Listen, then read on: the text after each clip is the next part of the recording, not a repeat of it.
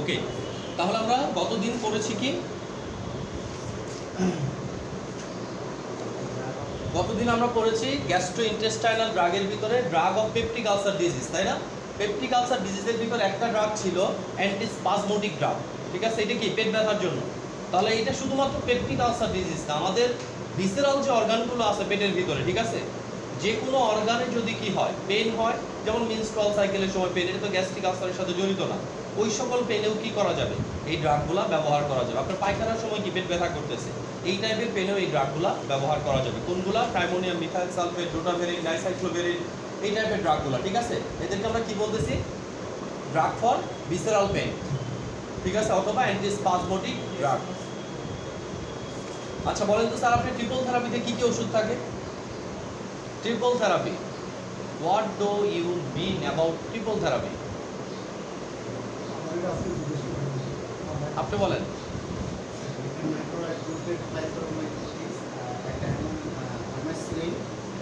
What do you mean about triple therapy? Triple therapy বলতে আপনি কি বুঝেন?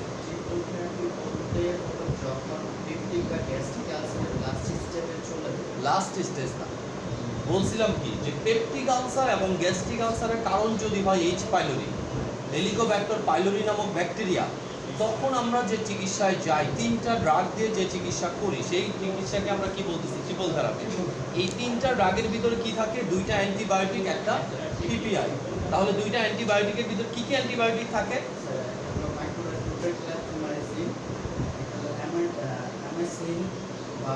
অ্যামোক্সিসিলিন অথবা ব্যাক্টোনিরাজল অথবা টেট্রাসাইক্লিন। হ্যাঁ, আপনার পিপিআই গ্রুপের যে কোনো একটা, ঠিক আছে? বসেন। আচ্ছা, আজকে আমরা পড়বো অ্যান্টি কনস্টিপেটিভ ড্রাগ। কি পড়বো? Anti constipative drug. একটা কথা প্রথমেই বলি, কিছু কিছু রোগ হচ্ছে বিহেভিয়ারিয়াল ডিজিজ, ঠিক আছে? এই বিহেভিয়ারিয়াল ডিজিজগুলো শুধুমাত্র ড্রাগ দিয়ে ট্রিটমেন্ট করা কখনোই সম্ভব না, ঠিক আছে? আপনি কনস্টিপেশনের চিকিৎসা করবেন, কনস্টিপেশন কি কারণে হচ্ছে এইটা যদি না জেনে কনস্টিপেশনের চিকিৎসা করেন, কনস্টিপেশন ভালো হবে না? অবশ্যই ভালো হবে। কেন ভালো হবে না? কারণ আমরা যে ওষুধগুলো খাচ্ছি, এই ওষুধগুলো হচ্ছে স্টুল সফেনিং এজেন্ট, ম্যাক্সিমামই লাক্সেটিভ এজেন্ট, যারা পানি নিয়ে আসে স্টুলের ভিতরে। ইসুপগুলের ভুসি খাচ্ছেন না? ইসুপগুলের ভুসি দেখতেন পানিতে রাখলে এরকম করে কি ফুলে ওঠে, তার মানে সে পানিটাকে শোষণ করে নিজের মধ্যে কি ধরে রাখে। যখন আপনি খাবেন স্টুলের সাথে মিশে যাবে, পানিটা কি স্টুলের সাথে লাগবে, স্টুল নরম হয়ে যাবে। স্টুলগুলো ভুসি যেভাবে কাজ করছে, কিন্তু কথা হচ্ছে আমাদের প্রবলেম তো স্টুল শক্ত হওয়াটা নয়, স্টুল কেন শক্ত হচ্ছে এটা, তাই না? তাহলে আমি যে ওষুধগুলো দিচ্ছি, এই ওষুধগুলো কিন্তু কখনোই কনস্টিপেশনের ভালো করার জন্য কাজ করবে না, কনস্টিপেশন নিরাময়ের জন্য কাজ করবে না। এই ওষুধগুলো কাজ করবে কনস্টিপেশনের যে কন্ডিশনটা এখন অ্যারাইজ হচ্ছে, এই কন্ডিশনটাকে কি কমানোর জন্য। যে আপনি 3 দিন ধরে বাথরুম করতে পারছেন না, 3 দিন ধরে পেটে প্রচণ্ড গ্যাস হচ্ছে, অন্য অন্য যে সমস্যাগুলো হচ্ছে, ঠিক আছে, পায়খানা করতে গেলে প্রচণ্ড পেইনফুল স্টিমুলেশন হচ্ছে, পায়খানা করতে গেলে কি ব্লিডিং হচ্ছে, এই যে সমস্যাগুলো, এই সমস্যাগুলো দূর করার জন্য আমরা কি এই ওষুধগুলো ব্যবহার করতে পারি। কিন্তু এই ওষুধগুলো দিলে আর জীবনে কনস্টিপেশন হবে না, এটা বলাই যাবে না, ঠিক আছে? বরঞ্চ কি এই ওষুধগুলো দিয়ে যদি রুগীকে মানে ইউজ টু করে দিতে পারেন, তাহলে আপনার দোকানে বেচা বিক্রি কি বেড়ে গেল। আর কিছু না কিনুক, সে কনস্টিপেশনের ওষুধ কি শিখে গেল আপনার কাছ থেকে, জীবনে আপনার দোকানে নাও আসতে পারে। মনে করেন একটা ওষুধ তাকে আপনি দিয়েছেন, যে ওষুধ খেয়ে খুব উপকার পাইছে, ঠিক আছে, এইটা খাইলে পায়খানা নরম হয়ে যায়, এরপরে যেখান থেকে পারে সেখান থেকে গেস্ট্রিক দেখায় দেখায় ওষুধই কিনবে। এটা কিন্তু ট্রিটমেন্ট না, এটা কি উপসর্গ রিডিউস করা, উপসর্গ দূর করা। চিকিৎসা হচ্ছে একটা রোগের সঠিক কারণ জেনে সেই কারণটাকে কি দূর করে দেওয়া। তাহলে কনস্টিপেশন মনে রাখতে হবে, আমরা যতগুলা কারণ কনস্টিপেশনের পড়ছি, মনে আছে আপনাদের কোনো কারণ? কনস্টিপেশনের কারণ কি বলেন? ভারী কাজ না করা, হালকা হালকা কাজ করা, এটাও তো একটা কারণ বলতে পারেন। ভারী কাজ, কম খাওয়া। আচ্ছা,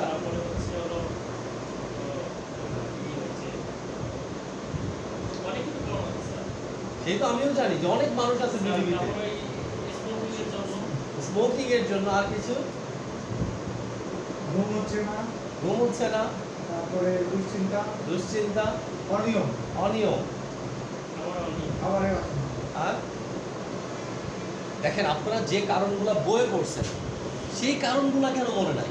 এইসব কারণ যেটা আপনি বলতেছেন এটা তো বাইরে যে কারণে জিজ্ঞেস করলে এইভাবে বলবে। আপনি বইয়ে কি কারণ পড়ছেন? বইয়ে কি আমরা এই কারণগুলো এইভাবে লিখে দিছিলাম? কনস্টিপেশনের কারণের ভিতর বলছিলাম 1 নাম্বার কারণ একদম প্রায়র কি বলছিলাম, যে কোনো রকম শারীরিক পরিশ্রম না করে ঘরে বসে শুধু মাথার কাজ করা। ঠিক আছে, তাহলে ভারী কাজ করা যাবে না, এটা ঠিক না। ভারী কাজ বলতে কি বুঝাইছেন? মানে শারীরিক কায়িক পরিশ্রম করা যাবে না, করা যাবে স্যার, মানে না করার কারণে আর কি। জি। তার মানে শারীরিক পরিশ্রম যত কম করবেন, যেমন আমি শারীরিক পরিশ্রম করি না, তার মানে আমার কি সবসময় একটা চান্স থাকবে কনস্টিপেশন হওয়ার, এবং 60% চান্স থাকবে। শুধুমাত্র কি মাথার কাজ করতেছি আমি, তাই না? মাথার কাজ করতেছি বাট কি এদিকে কাজ করতেছি না, তাহলে কনস্টিপেশন হতেই পারে, অস্বাভাবিক কিছুই না। যদি আমি মেনটেন না করি তাহলে কনস্টিপেশন আমার হবে। যদি আমি মেনটেন না করি কনস্টিপেশনের কারণে পাইলস আমার হবে। যদি আমি মেনটেন না করি পাইলসের কারণে ফিস্টুলা হবে, ফিস্টুলার কারণে অ্যানাল ফিশার হবে, একটার পর একটা আমার হয়েই যাবে যদি আমি মেনটেন না করি। ঠিক আছে, এখন তো শুধু আমার কথা বললাম, এরকম কত মানুষ আছে, তাই না? আমি তো কারণগুলো জানি। যদি কনস্টিপেশন হয় সাথে সাথে আমি বুঝি যে কাহিনী খারাপ, আমাকে এইভাবে এটা চলতে হবে। কিন্তু একজন মাস্টার সাহেব, আমাদের জাকির স্যার, ঠিক আছে, কনস্টিপেশন হলো, উনি এখানে পড়ে না, উনি কিন্তু ডাক্তারের কাছে দৌড়াবে। ডাক্তার শুধুমাত্র চিকিৎসা দিবে, যে আপনি সাপোজিটরি দেন, আপনি এইটা খান ওইটা খান, আলটিমেট কি ওই পাইলস আলটিমেট ডেক হয়ে যাবে। কাহিনী এরকম হবে না? জাকির হোসেনের একই অবস্থা, জাকারিয়ার পারভেজ একই অবস্থা। যেখানেই যাক গাড়ি দিয়ে যাবে, যেখানেই যাক মাথার কাজে করবে। ঠিক আছে, লাস্ট কবে 1 ঘন্টা হাঁটছেন বলেন তো? হাঁটা হয় কিন্তু হাঁটছি স্বাস্থ্য স্যার, হয় না। এই যে স্যার ব্যায়াম করি বাসায় তো স্যার, গুড। স্কিপ টানি ইত্যাদি। মাসে 1 দিন? না না স্যার, এই 2 দিন করি না, আচ্ছা। 2 দিন বাসায় আছে। বাসায় যখন আমরা ব্যায়াম করি আমাদের ব্যায়ামের অবস্থা এরকম, আমার মন চাইলে করি, মন না চাইলে করি না, ভালো লাগতো না, দূর। সেটাই স্যার। ঠিক আছে, বাট খাবার কিন্তু আমাদের এরকম হয় না, না স্যার, খাবার পাঁচবার সাতবার খাবার 3 বেলাই খান, তাই না? বেশি খাই স্যার। সো আপনাকে চিন্তা করতে হবে খাবারের চেয়েও ইম্পর্টেন্ট ব্যায়ামটা আপনার কাছে। কারণ খাবারটা আপনি যে খাচ্ছেন এটাকে আপনার ভিতর থেকে সরাতে হবে, তো সরাবেন কি দিয়ে? ব্যায়ামটা আপনার জন্য ইম্পর্টেন্ট। তার মানে আমরা কনস্টিপেশনের ক্ষেত্রে স্পষ্ট করে বলতেছি যে এই রোগ কোনোদিনও ভালো করা যাবে না, যে যত যেভাবেই বলুক কোনোদিনও ভালো হবে না যদি রোগের সঠিক কারণ ধরে আপনি চিকিৎসা না করেন। রোগের কারণ যদি হয় কি ফিজিক্যাল ইনঅ্যাক্টিভিটি, তাকে ফিজিক্যালি অ্যাক্টিভ করাতে হবে। রোগের কারণ যদি হয় পর্যাপ্ত পানি বা শাকসবজি না খাওয়া, শাকসবজি মানে ফাইবার জাতীয় খাবার। স্যার কিছুক্ষণ আগে বললেন ফাইবার জাতীয় খাবার না খেলে, ফাইবার জাতীয় খাবার খেতে হবে বেশি করে। ফাইবার জাতীয় খাবার পায়খানাকে নরম করবে। ঠিক আছে, ফাইবার যত কম খাবেন, মশলা জাতীয় খাবারে ফাইবার থাকে না, ফাইবার থাকে সবসময় কি সবুজ শাকসবজিতে। তাহলে ফাইবার জাতীয় খাবার আপনাকে বেশি খেতে হবে। 3 নম্বর যদি বলি আঠালো অধিক মশলাযুক্ত খাবার যতটুকু সম্ভব কম খেতে হবে। মানসিক কারণে দুশ্চিন্তা, শোক, যা যা জাকির স্যার বললো সব। এরপরে কি লিভারের রোগ, যদি ঠিক মতো পিত্তরস তৈরি না হয় আপনার শরীরে, সে কারণেও কি হতে পারে? আপনার কনস্টিপেশন হতে পারে। বিভিন্ন রোগের কারণে কনস্টিপেশন হতে পারে, কনস্টিপেশনের কারণে আবার কি হতে পারে? ওই রোগগুলা হতে পারে। যেমন এখানে অনেকগুলো ইন্টেস্টাইনাল অবস্ট্রাকশন হতে পারে, অবস্ট্রাকশনের কারণেও কনস্টিপেশন কি হতে পারে? Typhoid fever, colonic carcinoma, IBS, hyper calcaemia, অতিরিক্ত ক্যালসিয়াম খেলেও কি কনস্টিপেশন হতে পারে। অতিরিক্ত আয়রন ট্যাবলেট খেলে কনস্টিপেশন হতে পারে। শারীরিক পরিশ্রম বেশি করলেও কি কনস্টিপেশন হতে পারে। প্রচুর ঘাম বের হয়ে যাচ্ছে, পানি স্বল্পতার কারণেও কি হতে পারে? কনস্টিপেশন হতে পারে। আপনি যদি রেগুলার ডেফিকেটেড না হন, ঠিক আছে, রেগুলার যদি বাথরুম না করেন, প্রতিদিন অন্তত একবার, 24 ঘন্টা অন্তত একবার শরীরের ময়লাগুলোকে বাইরে বের করে দেওয়া, যদি এটা না করেন কি হবে? ওইখানে জমে যাবে, টক্সিক অ্যাবজর্পশন হবে, আপনার শরীরের চামড়া, স্কিনে বিভিন্ন রকম রোগ হবে, আর কি কনস্টিপেশন হবে। ঠিক আছে,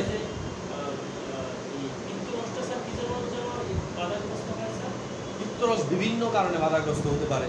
যদি আপনার পিত্তথলিতে পাথর হয়, যদি আপনার লিভারে কোনো রোগ হয়, ঠিক আছে, যদি পিত্তনালীতে পাথর হয়, ঠিক আছে, লিভারে হ্যাপাটাইটিস থেকে শুরু করে liver abscess, liver carcinoma, liver cirrhosis, সবগুলোতে কি পিত্তরস তৈরিতেও সমস্যা হবে, পিত্তরস নিঃসরণেও সমস্যা হবে। ঠিক আছে, তাহলে আমরা সহজভাবে যদি বলি যে কনস্টিপেশন আপনি কখনোই ভালো করতে পারবেন না যদি রোগীর বিহেভিয়ারিয়াল স্বভাব চেঞ্জ না করেন। রোগী যদি রেগুলার ডেফিকেটেড না হয় তাকে রেগুলার ডেফিকেশনের কথা বলতে হবে। রোগী যদি শারীরিক পরিশ্রম না করে শারীরিক পরিশ্রমের কথা বলতে হবে। রোগী যদি কি হয় অধিক মশলা ঝালযুক্ত খাবার বেশি খায় এগুলো একদম প্রোহিবিটেড করে দিতে হবে। তার সাথে ওষুধ সাময়িকভাবে পেটে যেটা শক্ত হয়ে আছে এটাকে বের করে দিবে। ওষুধ কি আর নতুন করে যে খাবার খাচ্ছেন এটাকে কি কনস্টিপেশন হওয়া থেকে ঠেকাবে?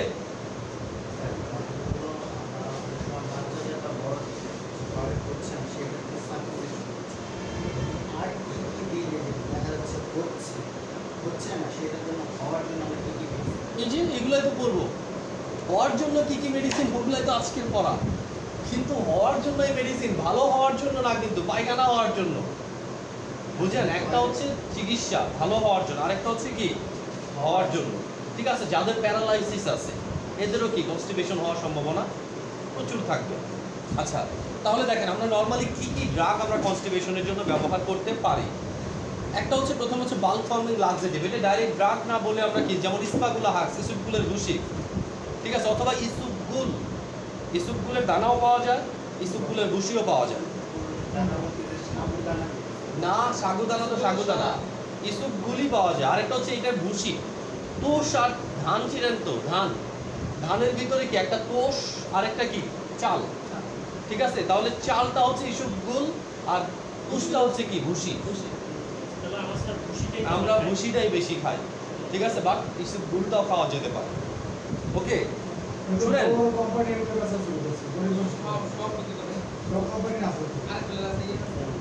আচ্ছা এরপর দেখেন অসমোটিক লাক্সেটিভের ভিতরে আমরা ব্যবহার করবো ল্যাকটোলোজ কি বাচ্চাদের জন্য ব্যবহার করে না, ল্যাকটোলোজ সিরাপ, তাই না, ল্যাকটোলোজ সলিউশন। না, ওটা পড়ার দরকার না, মিল্ক ম্যাগনেসিয়াম ব্যবহার করা হয় না খুব একটা। মিথাইল সেলুলোজ ব্যবহার করা হয় না খুব একটা, ইসুপগুলের ভুসি ব্যবহার করবেন এখান থেকে। জি, কি বললেন আপনি? অসমোটিক প্রেসার তো বুঝেন। লাক্সেটিভ মানে লাক্সেটিভ বলতেই বুঝাচ্ছি যেটা পায়খানা নরম করে, ঠিক আছে, লাক্সেটিভ বলতেই বুঝাচ্ছি কি যেটা পায়খানা নরম করে। এখন পায়খানা নরমের জন্য কি দরকার? পানি দরকার, ঠিক আছে, পানি দরকার না? এই পানিটা যারা এনে দিবে অসমোটিক প্রেসার নিয়ন্ত্রণের মাধ্যমে, কোথায়? স্টুলের মধ্যে, তাহলে কি পায়খানাটা নরম হয়ে যাবে না? এগুলোকে আমরা বলতেছি অসমোটিক লাক্সেটিভ। এরা কি করে? সিস্টেম থেকে পানি এনে পায়খানাটাকে কি নরম করে। বাল্ক ফর্মিং লাক্সেটিভ এরা কি করে? নিজেরাই ফুলে ওঠে, পানিটাকে নিজেরাই ধরে রাখে, খাওয়ার সাথে সাথে এরাই কি হয় পানি সহ স্টুলের সাথে মিশে স্টুলটাকে কি নরম করে, ঠিক আছে। তাহলে একটা বাল্ক ফর্মিং লাক্সেটিভ, আরেকটা হচ্ছে কি অসমোটিক লাক্সেটিভ। এখন আমরা যা পড়তেছি সব কি সিস্টেম থেকে পানি এনে কি করে এটাকে নরম করে। আর এরপর আমরা পড়বো ডাইরেক্ট স্টুল সফেনার। এরা এমনই প্রপার্টি যারা স্টুলটাকে নরম করে দেয়, ঠিক আছে। দেখেন অসমোটিক লাক্সেটিভের ভিতরে আমরা সবগুলো পড়বো না, এখানে যেটা যেটা ইম্পর্টেন্ট, ল্যাকটোলোজটা ইম্পর্টেন্ট, খুব বেশি ইউজ হয়। তারপরে দেখেন macrogol, sodium potassium chloride, sodium bicarbonate এবং সোডিয়াম ক্লোরাইডের কম্বিনেশন। ম্যাক্রোগোল, হ্যাঁ, কেসিএল মানে potassium chloride, sodium bicarbonate, hydrochloric acid. হ্যাঁ, sodium chloride, hydrochloric acid. NaCl মানে সোডিয়াম ক্লোরাইড, HCl মানে hydrochloric acid, sodium bicarbonate, okay. Milk of magnesium oxide, magnesium hydroxide, milk of magnesium যোগ liquid paraffin, ঠিক আছে। এরপরে হচ্ছে লুবিপ্রোস্টল। এই মেডিসিনগুলো কি করে? অসমোটিক প্রেসার নিয়ন্ত্রণের মাধ্যমে কি করে? স্টুলটাকে নরম করে। কিন্তু আমরা বারবারই বলতেছি, হ্যাঁ, স্টুলটাকে নরম করে দিচ্ছে। এরপরে আমরা যেটা করবো এটা কি ডাইরেক্টলি স্টুল সফেনার। এরা কি স্টুলটাকে নরমই করে, যেমন গ্লিসারিন কি পিচ্ছিল পদার্থ না কিছুটা? যখন আমরা সাপোজিটরি দিচ্ছি, সাপোজিটরি কাজ কি করতেছে? যে স্টুল যখন নরম থাকে, ধরেন এটা আমাদের র্যাকটাল রোড, হ্যাঁ, এটা আমাদের র্যাকটাল রোড, হ্যাঁ, দেখেন এই দিকে যে স্টুলগুলো থাকে এগুলো অনেক হার্ড থাকে, আস্তে আস্তে কি হতে থাকে? সফট হতে থাকে। যত ভিতরের দিকে যাবে কি একটু সফট হতে থাকবে। কথা হচ্ছে এই যে স্টুলগুলা এগুলো অনেক হার্ড স্টুল, এগুলো যদি বের করে দেওয়া যায় পরে কিন্তু কি নর্মাল স্টুলই কি বের হবে। কথা হচ্ছে আমরা যখন সাপোজিটরিটা দিচ্ছি, সাপোজিটরিটা এই পর্যন্ত আসতেছে, এসে কি করতেছে সাপোজিটরিটার পিচ্ছিল উপাদানগুলোর মাধ্যমে এগুলোকে কি করে দিচ্ছে, নরম করে দিচ্ছে। কারণ এগুলো স্টুলের প্রপার্টিসটা কি, স্টুলের প্রপার্টিস অনেকটা যদি আপনি মিলান এঁটেল মাটির মতো। এঁটেল মাটির বৈশিষ্ট্য কি, যখন আপনি পানি দিবেন কাদা হয়ে যাবে, একেবারে হাত দিলে হাত কি ঢুকে যাবে, যখন শক্ত হয়ে যাবে ঢিলা মারলে কি মাথা ফেটে যাবে। ঠিক আছে, আমাদের স্কুলের অবস্থা, স্কুলে যখন পানি থাকবে তখন স্কুলটা কি কাদা মাটির মতো নরম, আবার যখন স্কুল থেকে পানিটা বডি অ্যাবজর্ব করে নিবে বেশিক্ষণ থাকার কারণে তখন কি স্কুলটা একদম এঁটেল মাটির মতো কি শক্ত হয়ে যাবে। আর এই শক্ত ইয়াটা যখন এদিকটা বের হবে, এখানে যে কিছু ব্লাড ভেসেল আছে এগুলোকে রাপচার করে দেবে। এই রাপচার ব্লাড ভেসেলের কারণে ব্লিডিং হবে, এরকম রেগুলার ব্লিডিং থেকে পাইলস হবে, এরকম রেগুলার পাইলস থেকে কি ফিস্টুলা হবে, এরকম ফিস্টুলা থেকে অ্যানাল ফিশার হবে ধীরে ধীরে। তারপরে ধীরে ধীরে কি অ্যানাল ক্যান্সার, অ্যানাল কার্সিনোমা হবে, রেকটাল কার্সিনোমা হবে। তার মানে কি ধারাবাহিক প্রক্রিয়া। শক্ত হয়ে যায় তাহলে শুধু কি পানির অভাবে শক্ত হয়ে যায়? পানির অভাবে না, পানি শোষণের কারণে, স্বাভাবিকভাবে পানি থাকে না।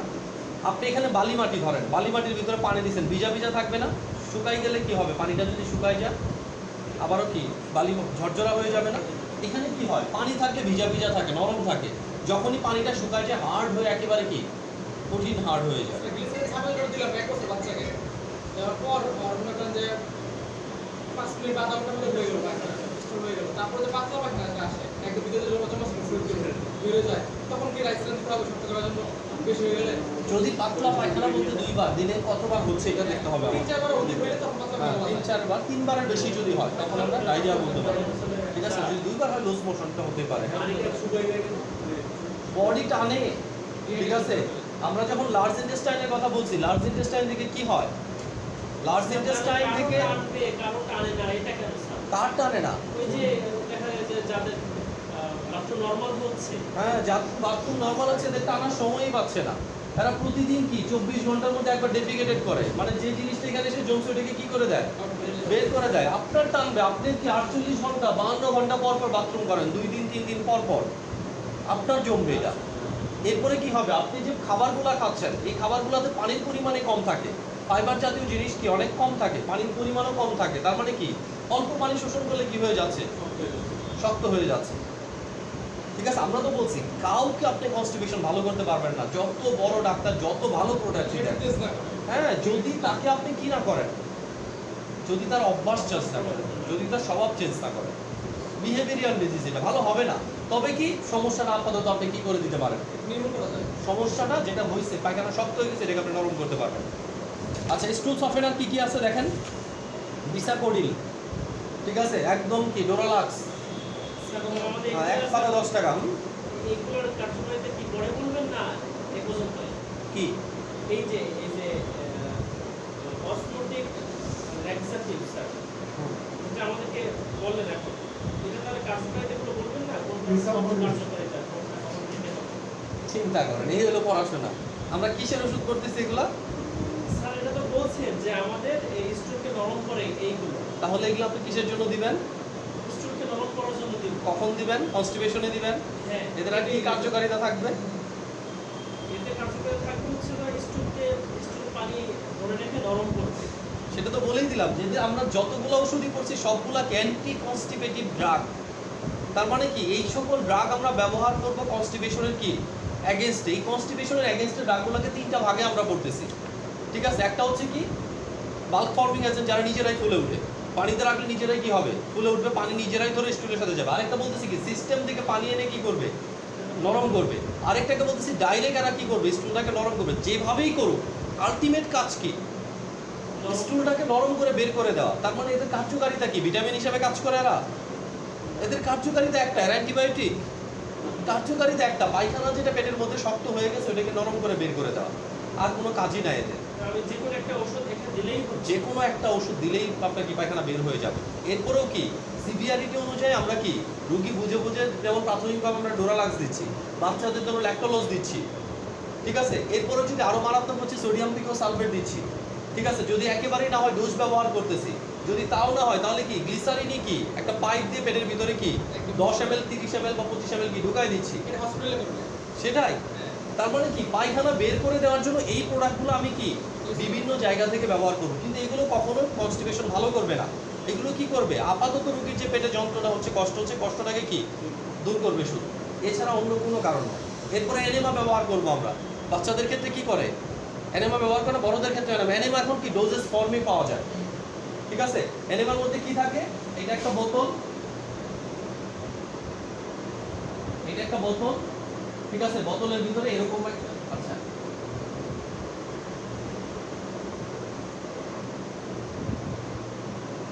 এরকম করে কি একটা পাইপের মতো কি দেওয়া থাকবে, এটা পায়খানা রাস্তায় ঢুকায় কি দিতে হবে, চাপ দিতে হবে, আস্তে আস্তে বের করে নিতে হবে। তাহলে এখানে বোতলের ভিতরে যে উপাদান থাকে প্রত্যেকটা উপাদানই পায়খানা নরম করে, ঠিক আছে। তাহলে পায়খানার সাথে যখন এরা মিশবে কি হবে, পায়খানাটাকে ধীরে ধীরে নরম করবে, পায়খানাটাকে কি বের করে দিবে, ঠিক আছে। আগে গ্রামের দিনে এখনো অনেকে সাবান পানি ব্যবহার করে, তাই না। বাচ্চাদের যখন বাথরুম হচ্ছে না কি পায়খানার রাস্তাতে সাবান পানি দিয়ে দেয়, সাবান পানি কি পিচ্ছিল পিচ্ছিল ইয়াটা কি বের হয়ে আসে। মূল জিনিস কি পায়খানাটাকে বের করে নিয়ে আসা। শর্টকাট দিলে খুঁজে গেছে ক্ষতি কি হবে, বেশি পরিমাণে তো দিবেন না, ঠিক আছে, বাচ্চা অনুযায়ী। এখন আমরা কি এনেমার ডোজেস ফর্মে পাচ্ছি, সত্যি ক্ষতি টতি আর কোনো চিন্তা করে লাভ না, আমরা এগুলাই দিব, ওই নিজেরা বানায় দিব, এটা দরকার নাই। সর্বোচ্চ স্বস্তি দরকার। তার মানে এই ওষুধগুলোর ব্যবহার কি, এই ওষুধগুলোর কার্যকারিতা কি, সবগুলো অ্যান্টি কনস্টিপেটিভ ড্রাগ, সবগুলো কনস্টিপেশনে কাজ করবে। এখন ডোজেস ফর্ম করতে হলে মেডিসিন করতে হবে তখন, কারণ এখন যদি প্রত্যেকটা আলাদা আলাদা বলি ট্যাবলেট 5 মিলিগ্রাম, ট্যাবলেট 4 মিলিগ্রাম, তাহলে আর শেষ হবে না আমার। তাহলে মোটামুটি কি গ্যাস্ট্রোইন্টেস্টাইনাল ড্রাগ করতে এই 3-4 মাস চলে যাবে, ঠিক আছে। এখন আপনি মুখস্থ করতেছেন কি, আপনার সামনে একটা ড্রাগ আছে লুবিপ্রোস্টন, আপনি নিশ্চিত এটা কি অ্যান্টি কনস্টিপেটিভ ড্রাগ। এটি কিসের জন্য ব্যবহার করে, কনস্টিপেশনের জন্য। আপনার সামনে একটা ড্রাগ আছে বিসাকোডিল, প্রত্যেকটা ড্রাগের জেনেরিক দেখবেন, যখনই ওষুধটা পাচ্ছেন ডোরালাক্সের জেনেরিক কেটা দেখবেন আপনি, জেনেরিক দেখলেন, জেনেরিকে কি লেখা বিসাকোডিল দেখে আপনি বুঝবেন কি এটা কিসের জন্য খায়, কোষ্ঠকাঠিন্যের জন্য খায়। আপনি দেখলেন ল্যাকটোলোজ, ঠিক আছে, ল্যাকটোলোজ কিসের জন্য খায়, কোষ্ঠকাঠিন্যের জন্য খায়। আপনি দেখলেন মিল্ক অফ ম্যাগনেসিয়া কেন খায়, কোষ্ঠকাঠিন্যের জন্য খায়, ঠিক আছে। এইটা আপনাকে আগে শিখতে হবে, একবারে একসাথে সব কিছু শিখতে পারবেন না, তাই না। আপনি যেমন এতদিন আমরা পড়াইছি কি, আমি যদি বলি কিটোকোনাজল, এটি কিসের জন্য ব্যবহার করে, অ্যান্টিফাঙ্গাল। তাহলে ফাঙ্গাল ইনফেকশন যদি দেখেন কিটোকোনাজল দেখতে পারেন, অথবা কিটোকোনাজল দেখে বুঝতে পারেন ফাঙ্গাল ইনফেকশনের জন্য দিছে। যদি আপনি দেখেন যে কি দেওয়া আছে, ধরেন ক্লোরোকুইন দেওয়া আছে, কি বুঝবেন কিসের জন্য ক্লোরোকুইন দেয়, ম্যালেরিয়ার জন্য ক্লোরোকুইন দেয়। তাহলে আপনি ক্লোরোকুইন দেখেও বুঝতে পারেন এটা ম্যালেরিয়ার জন্য দিছে, আবার কি ক্লোরোকুইন দেখে এটাও বলতে পারেন এটা ম্যালেরিয়ার ওষুধ। যদি আপনি দেখেন কি মক্সিফ্লক্সাসিন দিছে, কি বুঝবেন, অ্যান্টিবায়োটিক, ঠিক আছে। এতটুকু যদি আপনি শিখেন তাহলে থার্ড সেমিস্টারে অনেক পড়া পড়ছে। যে আপনি এখন ওষুধ দেখে আপনাকে চিনে ফেলতে হবে এটা এই কাজ করে, এটা এই কাজ করে, এটা এই কাজ করে, নামের সাথে ওষুধের এই জিনিসটা মুখস্থ করে, এটা ফার্স্ট স্টেপ। ক্লিয়ার কি না? আচ্ছা, স্টুল সফেনারের ভিতরে পড়বেন bisacodyl, sodium picosulfate, glycerin suppository. আর এনেমা হিসাবে ডাইবেসিক মনোবেসিক সোডিয়াম ফসফেট, এটাই মুখস্থ করবেন। Dibasic monobasic sodium phosphate, monobasic sodium phosphate প্রথমটা, এটা এনেমা হিসাবে ব্যবহার করে। ওই যে বললাম এইরকম বোতলের ভিতরে থাকে, এটা কি পায়খানা রাস্তায় ঢুকাই দিয়ে বোতল হিসাবে ব্যবহার করে না, বোতলের মধ্যে থাকে, বোতলের গায়ে এরকম একটা কি লম্বা এর মতো থাকে, এটা পায়খানা রাস্তায় ঢুকায় দেয়।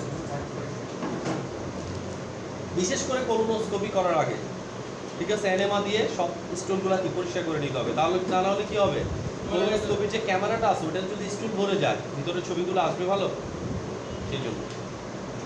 আচ্ছা, এরপর দেখেন অ্যান্টি ডায়রিয়াল। আচ্ছা, ডায়রিয়া কিন্তু কি নির্মূল করা যাবে, তাই না।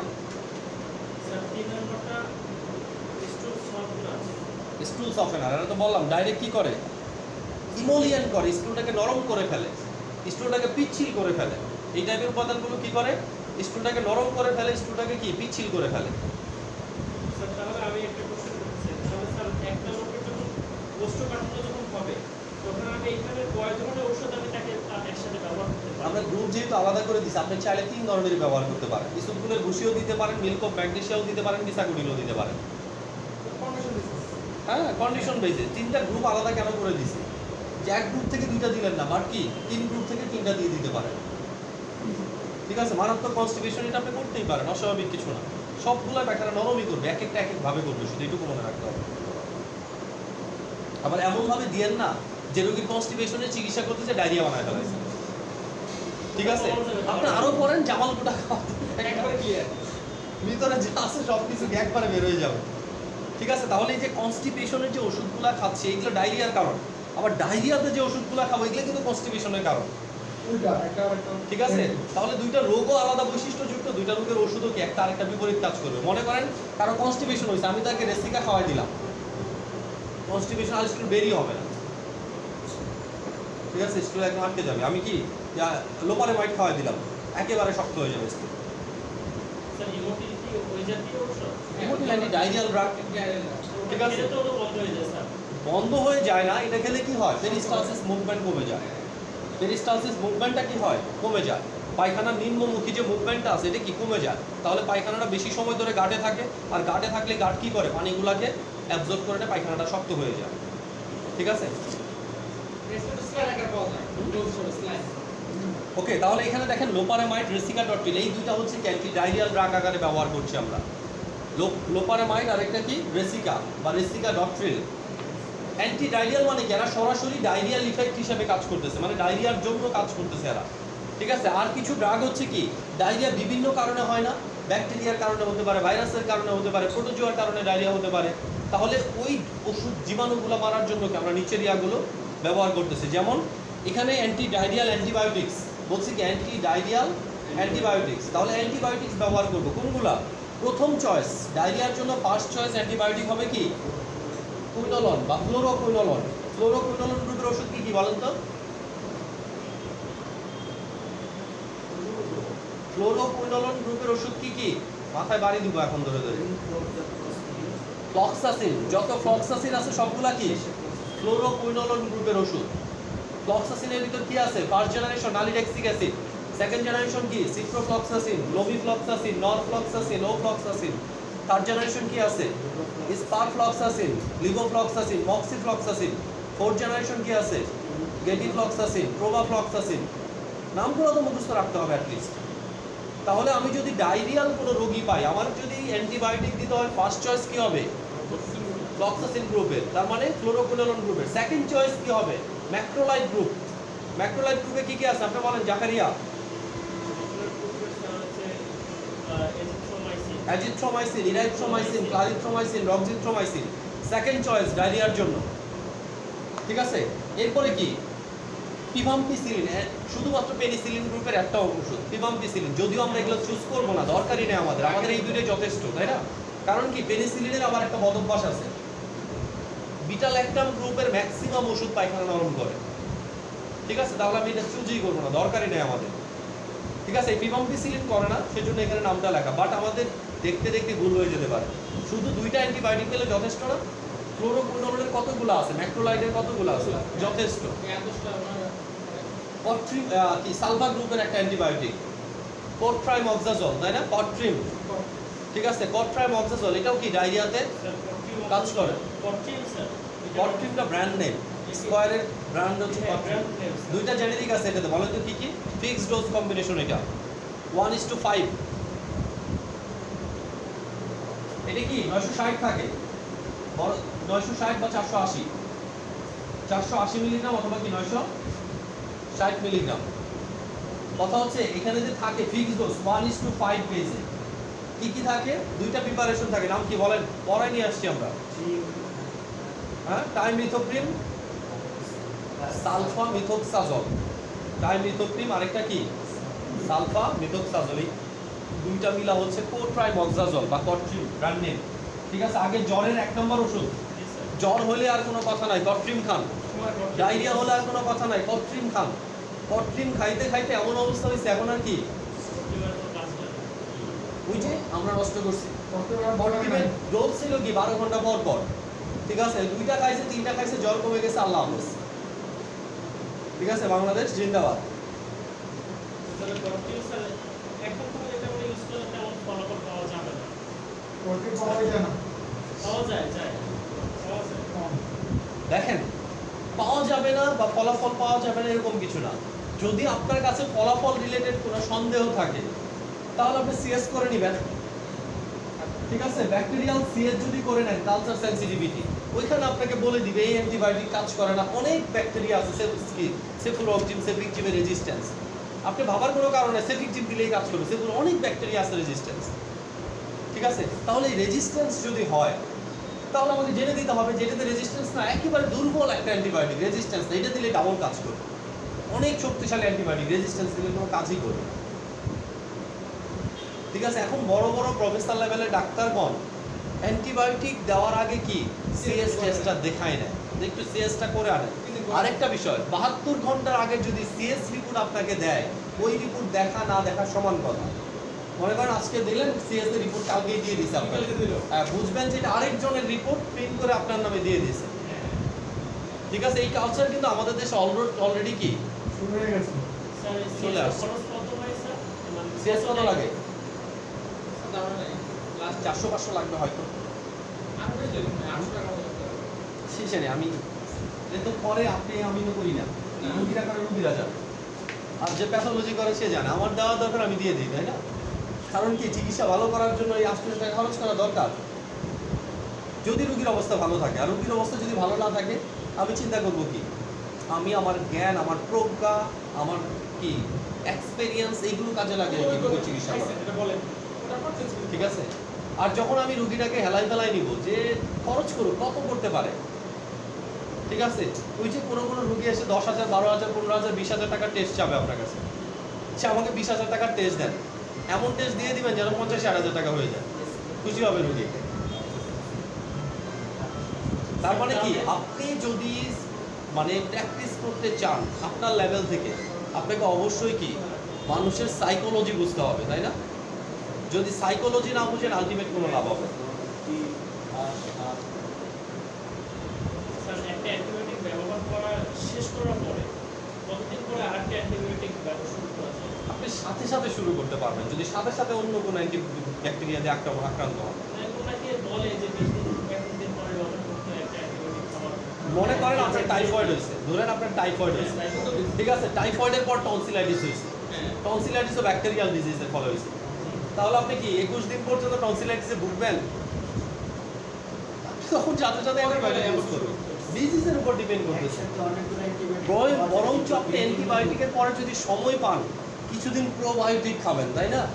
আপনি কিছুদিন টক দই খান, যদি কি টাকা পয়সা ভালো থাকে তাহলে কি গুড়দার কিনে খান, প্রোবায়ো কিনে খান, দাম আছে 50 টাকা পিস। তাই না? 16 টাকা 26 17 টাকা পিস। টাকা।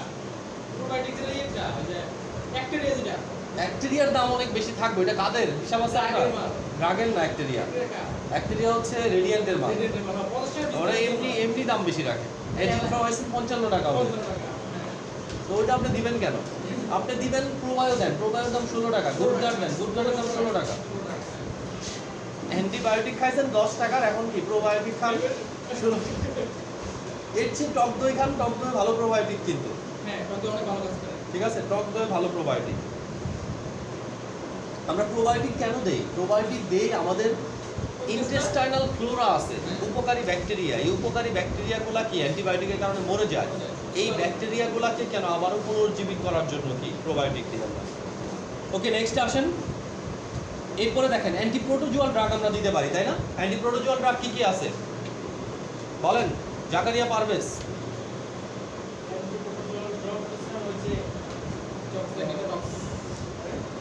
অ্যান্টিপ্রোটোজুয়াল ড্রাগ কি কি আছে?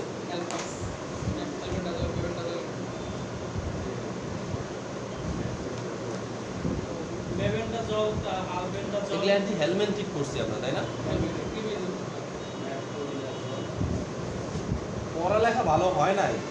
ম্যাট্রোনিরাজল, নিটাজক্সানাইড, অর্নিরাজল, স্যাকনিরাজল, টিনিরাজল, এগুলো সব কি অ্যান্টিপ্রোটোজুয়াল। এই টাইপের ড্রাগ আমরা কি ডায়রিয়াতে ব্যবহার করতে পারি। এরপর হচ্ছে কি অ্যান্টি ডায়রিয়াল এনজাইম। যদি কোনো রোগী এরকম থাকে যে দুধ খেলে ডায়রিয়া হয়, দুধ জাতীয় খাবার খেলে ডায়রিয়া হয়, তাকে কি ওষুধের পাশাপাশি এই টাইপের এনজাইমও দেওয়া লাগবে, যে এনজাইমগুলো দুধ হজমে সাহায্য করে, যেমন ল্যাকটেজ, ঠিক আছে,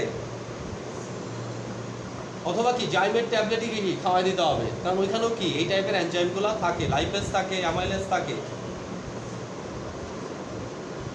এরপরে দেখেন ডায়রিয়ার একটা খুব গুরুত্বপূর্ণ কারণ হচ্ছে কি পানি, তাই না? পানি যদি দূষিত হয়, বিশেষ করে ডায়রিয়া কখন হয় বলেন তো? বন্যা পরবর্তীতে, বন্যার পানি চলে গেছে, এখন নদী নালা পুকুর টিউবওয়েল সবগুলাতে কি নদীর পানি, ঠিক আছে, এই সময় যে পানিবাহিত রোগগুলো হয় এর ভিতরে খুব গুরুত্বপূর্ণ রোগ হচ্ছে ডায়রিয়া কলেরা, ঠিক আছে। তাহলে এই যে ডায়রিয়া বা যখন আপনি যাবেন কোনো জায়গায় ত্রাণ দিতে, ঠিক আছে, ডায়রিয়া প্রিভেনশনের জন্য কি নিয়ে যাবেন? শুধু ডায়রিয়ার ওষুধ দিয়ে যাবেন? সবাই ডায়রিয়া আক্রান্ত হয়ে আপনার ওষুধ খাবে? হ্যাঁ, হ্যালোজেন ট্যাবলেট নিয়ে যেতে হবে, যেন কি 1 লিটার 2 লিটার করে পানি বিশুদ্ধ করে কি তারা খেতে পারে। তার মানে বিশুদ্ধ পানিটাও কি ডায়রিয়ার ডাইরেক্ট ওষুধ না হলে ডায়রিয়া প্রিভেনশনে কি কাজে লাগবে। এরপরে কি আমরা খাই ডায়রিয়ার ফার্স্ট চয়েস। ডায়রিয়া হলে কি হয়? শরীর থেকে পানি বের হয়ে যায়, তাহলে পানি বের হয়ে গেলে পানি রিপ্লেস করতে হবে। Fluid replacement therapy is the best therapy for diarrhoea and cholera, তাই না? তাহলে ফ্লুইড রিপ্লেসমেন্টের দুইটা প্রকার, একটা হচ্ছে ওরাল রিপ্লেসমেন্ট আর একটা হচ্ছে আইভি রিপ্লেসমেন্ট। ওরাল রিপ্লেসমেন্ট কখন দিব? যখন রুগী মুখে খেতে পারে, রুগীর ডায়রিয়া হয়েছে, কি কলেরা হয় নাই। বাট আইভি রিপ্লেসমেন্ট কখন দিব? যখন রুগীর কি কলেরা হয়েছে, তখন মুখ দিয়েও বের হয়, দুই জায়গাতে বের হয়, তখন আর কি মুখে দেওয়ার উপায় থাকবে না। তাহলে ওই অবস্থাতে আমরা কি আইভি দিব, আর এই অবস্থাতে আমরা কি দিব? ওরাল রিহাইড্রেট সল্ট দিব। রিহাইড্রেট সল্টের বিভিন্ন প্রকার আছে ওয়ার্ল্ড হেলথ অর্গানাইজেশনের রিকমেন্ডেশন অনুযায়ী, ঠিক আছে। আমরা সহজভাবে বলি ওটস স্যালাইন। মার্কেটে যে ওটস স্যালাইনগুলো পাওয়া যায় যে কোনো ওটস স্যালাইন দিয়ে দিলে হবে। ওটস স্যালাইনের মূল উপাদান কি দেখছেন কখন? ওটস স্যালাইনের ভেতরে কি কি থাকে? হ্যাঁ, 6 গ্রাম গ্লুকোজ থাকে। এরপরে কি sodium chloride, sodium bicarbonate, potassium chloride, এই টাইপের কিছু লবণ থাকে, ঠিক আছে। ডায়াবেটিস রোগীদের কি স্যালাইন খেতে দিবেন? কেন দিবেন না? কারণ 6 গ্রাম করে গ্লুকোজ থাকে ওখানে। আবার প্রেশারের রোগীদের কি স্যালাইন খেতে দিবেন? কেন দিবেন না? কারণ কি ওখানে গ্লুকোজের সমস্যা নেই, এখানে আবার লবণের সমস্যা, ঠিক আছে। ডাইরেক্ট লবণ ইনটেক করলে কি প্রেশার বেড়ে যাবে। লবণ খেলে প্রেশার বাড়ে কেন বলেন তো? লবণের সাথে প্রেশারের কি সম্পর্ক? এরা কি আত্মার আত্মীয় নাকি দুঃসম্পর্কের আত্মীয়?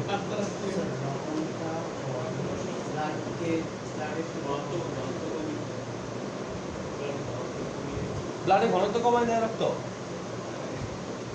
লবণ। দেখেন সোডিয়াম ক্লোরিন এই টাইপের লবণগুলা সবসময় পানি নিয়ে থাকে, ঠিক আছে। তাহলে এরা যদি পানি নিয়ে থাকে, রক্তে পানির পরিমাণ বেড়ে যায় না? পানির পরিমাণ যদি রক্তে বেড়ে যায়, ইয়া বেড়ে যাবে না? ব্লাড ভলিউম বেড়ে যাবে না? ব্লাড ভলিউম বেড়ে গেলে কি কার্ডিয়াক আউটপুট বাড়বে না? কার্ডিয়াক আউটপুট বাড়লে কি ব্লাড প্রেশার কমবে? ব্লাড প্রেশার তো বাড়বেই, ঠিক আছে। লো প্রেশার হলে কি চিকিৎসা দেয় বলেন? 2টা স্যালাইন খাওয়াই দেয়, ঠিক আছে। হ্যাঁ, বাড়াই দেওয়া দরকার না, হয়েছে লো, হাই করবেন। হাই হলে কি করবেন? আরো হাই করবেন। মনে করেন 200 হয়েছে, আপনি 400 করাই দেন। 400 তো উঠবেই না, 300 পর্যন্ত মেশিনে। 210-এর উপরে উঠলে আমরা কি বলি? Hypertensive emergency. ওদের নেক্সট ক্লাসে পড়াবো, তখন তাড়াতাড়ি আসেন। সামনের ব্যাচে, আপনাদের সামনে যে ব্যাচ, ওদের হাইপারটেনশন করাবো, এখানে প্রেশার করাবো। একবারে 2 ব্যাচে করাই দেবো পরের ক্লাসে। আগামী মঙ্গলবার একটা পরীক্ষা আছে। আপনাদের অ্যান্টি হাইপারটেনসিভ ড্রাগ আসবে না, তখন ওই রোগের সাথে আবারও করাবো, টেনশনের কোনো কারণ নাই। প্রত্যেকটা রোগ যা পড়াইছি আমরা, যেখানে প্র্যাকটিক্যাল আছে, অ্যান্টি ডায়াবেটিক ড্রাগ আছে, অ্যান্টি হাইপারটেনসিভ ড্রাগ আছে, সো টেনশনের কোনো কারণ নেই আপনাদের, ঠিক আছে। ওই জায়গায় ওই জিনিসটা কি পেয়ে যাবেন।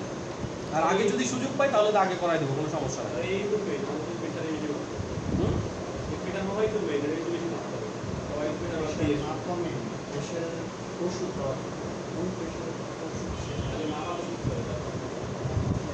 আচ্ছা, যেটা দরকার সেটা সব কিছু পাবেন, ঠিক আছে। এখানে আপনার টেনশন করার দরকার নেই। কি যে মেন এটা আমরা বুঝতেছি, তাই না? ওইটা আপনার চিন্তা করার লাভও নাই, কারণ প্রেশার মাপা এমন কোনো বিষয় না যে বিষয়টা কি আপনার জন্য মেন হবে। এটা একদিন দেখাইলে আপনি সারা জীবন করবেন। আচ্ছা, এরপরে দেখেন লাস্ট ইন্টারফেরাস ইনফিউশন তো বুঝছেন। ইনফিউশন মানে কি? শিরা পথে যেগুলো দেয়, তাই না? শিরা পথে এই জিনিসগুলো দেয়, কলেরা স্যালাইন দেয়, ডেক্সট্রোজ দেয়, ডিএনএস দেয়। ডিএনএস মানে কি? ডেক্সট্রোজ একোয়া যোগ নর্মাল স্যালাইন। নর্মাল স্যালাইনের সাথে ডেক্সট্রোজ একোয়া। হার্টম্যান সলিউশন আছে, ক্রিস্টালাইন সলিউশন আছে, নর্মাল স্যালাইন আছে, ঠিক আছে। এই সবগুলা জিনিসই কি দিতে পারে আইভি শিরা পথে, কিসের জন্য? দেহের ফ্লুইড রিপ্লেসমেন্ট হিসাবে। যে পানি বের হচ্ছে, পানিটাকে আমি রিপ্লেস করতেছি, বের হচ্ছে রিপ্লেস করতেছি। পানি যা বের হচ্ছে গ্লুকোজ নিয়ে বের হচ্ছে, লবণ নিয়ে বের হচ্ছে, আমি গ্লুকোজ আর লবণ কি ঢুকাচ্ছি।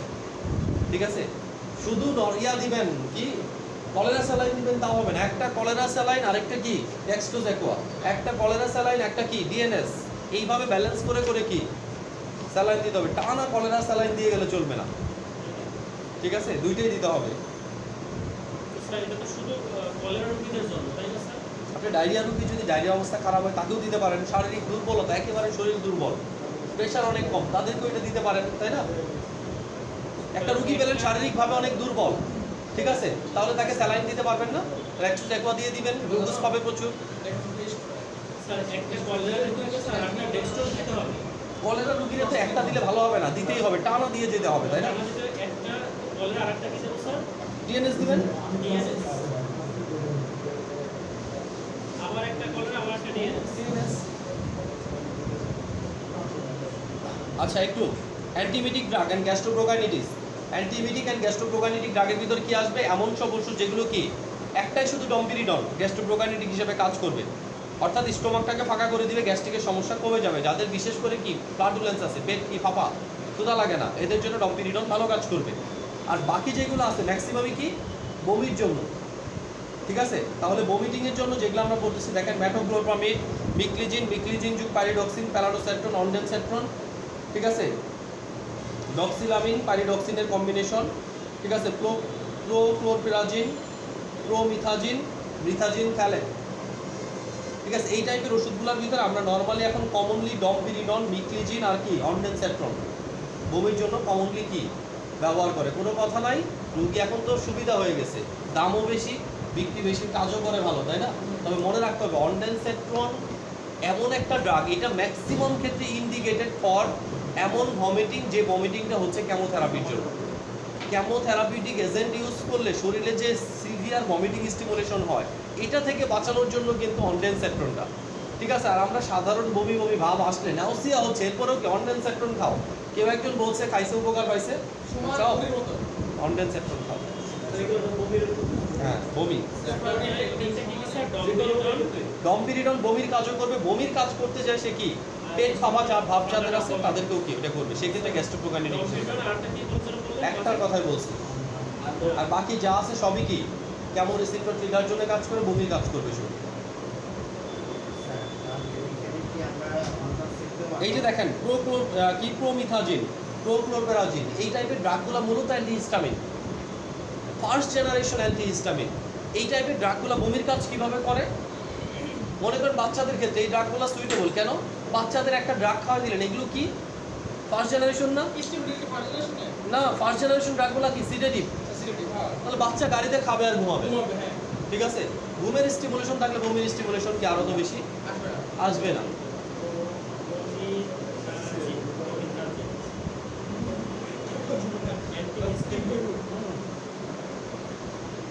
ঠিক আছে, তাহলে বমির ড্রাগগুলো ক্লিয়ার। বমির ড্রাগের ভিতর ডম্পিরিডনটা কিসের কাজ করে? গ্যাস্ট্রোপ্রোকাইনিটিকের কাজ করে। ঠিক আছে, আর বাকি সব বমির কাজও করে, গ্যাস্ট্রোপ্রোকাইনিটিকের কাজও করে। মানে গ্যাস্ট্রিকের জন্য কখনো কখনো কি অমিপ্রাজলের সাথে ডম্পিরিডন দিয়ে দিচ্ছে। কেন দিয়ে দিচ্ছে? অমিপ্রাজল তো হাইড্রোক্লোরিক অ্যাসিড নিঃসরণ কমাচ্ছে, আর ডম্পিরিডন পেটটাকে খালি করে দিচ্ছে, ক্ষুধা বাড়াচ্ছে। ঠিক আছে, তার মানে কি কোনো রোগীর যদি ক্ষুধা না লাগে ডম্পিরিডন খাইতে পারে। তাহলে আর বাকিগুলো সব অ্যান্টি ভমিটিং, অ্যান্টি ইমিটিক, শুধু অ্যান্টি ভমিটিং। আচ্ছা, এরপরে দেখেন ড্রাগ ফর আইবিএস অথবা আলসারেটিভ কোলাইটিসের জন্য। ঠিক আছে, সালফাসালাজিন, মেসেলামিন, স্পাকুলাহাক্স প্লাস মেভিভেরিন। ঠিক আছে, পায়খানা করতে যে পেট ব্যথা হয় এই টাইপের রোগীদের জন্য কি সালফাসালাজিন, মেসিলামিন, স্পাকুলাহাক্স প্লাস মেভিভেরিন এই টাইপের ড্রাগগুলো কি ব্যবহার করা যাবে।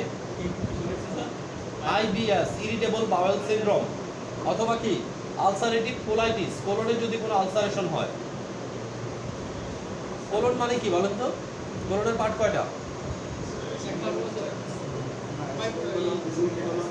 জোরে জোরে, আর কি বলেন দেখি না, লার্জ ইন্টেস্টাইনের পার্ট কয়টা?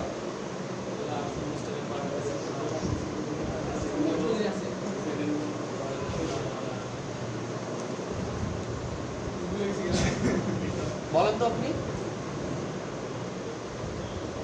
জাকারিয়া বলেন লার্জ ইন্টেস্টাইনের পার্ট কয়টা? তাহলে বলেন কিভাবে পড়ানো সম্ভব? এই জিনিসগুলো টনটনা থাকতে হবে, টনটনা।